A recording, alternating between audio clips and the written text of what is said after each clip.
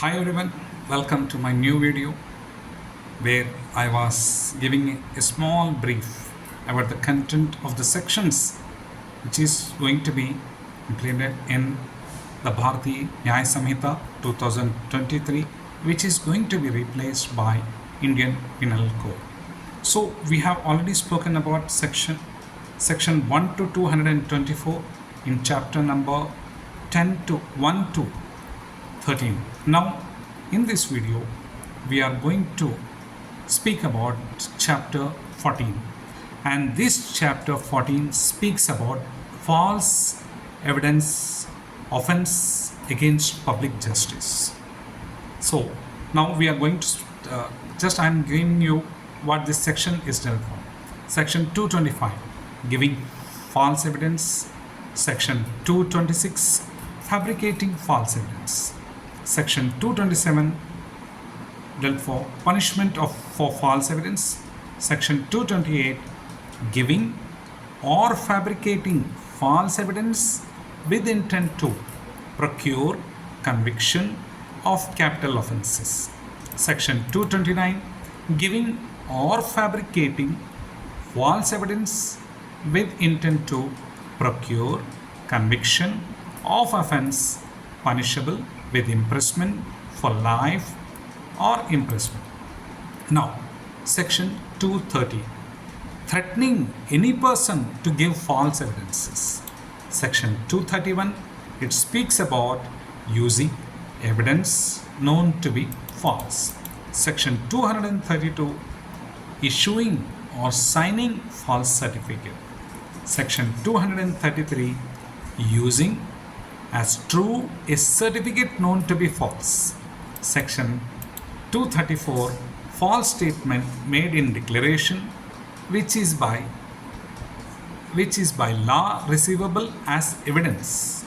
And next, section 235, which speaks about using as true such declaration knowing it to be a false one.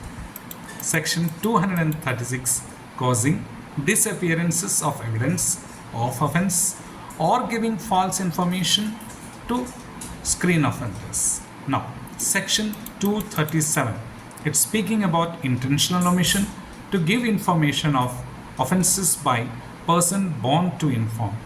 Section 238, it speaks about giving false information respecting on an offence committed. And section 239, it speaks about destructions of document to prevent it production as evident. Section 240, it speaks about false personation for purpose of act or proceeding in suit of prosecution.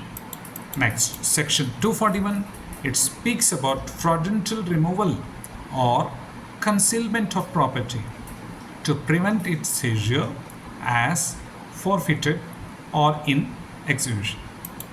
Section 242, it speaks about fraudulent claim to property to prevent its seizure as forfeited or in execution. Section 243, it speaks about fraudulently suffering decree from sum not due. Section 244, it speaks about dishonesty, making false claim in court.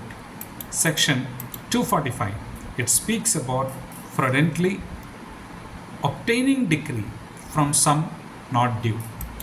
And section 246, it speaks about false charges of offence made with intent to injury. Section 247, it speaks about harboring offenders. And section 248, it speaks about taking gifts, etc., to screen an offender from punishment.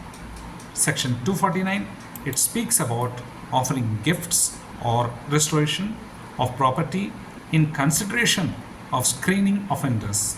Section 250, it speaks about taking gift to help to recover stolen property, etc. Section 251, it deals with harboring offender who has escaped from custody or whose apprehension has been ordered. Section 252, it speaks with penalty for harboring robbers or dacoits. Section 253, it speaks about public servant disobeying directions of law with intent to save person from punishment or property from forfeiture. And section 254, it speaks about public servant framing incorrect record or writing with intent to save person from punishment or property from forfeiture. And section 255, public servant in judicial proceeding corruptly making reports etc contrary to law. Section 256, it deals with commitment for trial or confinement by person having authority who knows that he is acting contrary to law. Section 257, it speaks about intentional omission or apprehend on the part of a public servant bound to apprehend. Section 258, it speaks about intentional omission to apprehend on part of public servant bound to apprehend person under sentence or lawful committed. Section 259, it speaks about escape from confinement of custody negligently suffered by public servant. 260, it's speaking about resistance or obstructions to lawful apprehension of another person. Section 261, it speaks about resistance or obstructions to lawful apprehension to another person. Section 262, it speaks about omission to apprehend or sufferance of escape on part of public servant in case not otherwise provided for. And section 263, it speaks about resistance of or obstruction to lawful apprehension or escape or rescue in case not otherwise provided for. Section 264, it speaks about violation of condition or of remission of punishment. And section 265, it speaks about intentional insult or interruption to public servant sitting in judicial proceedings.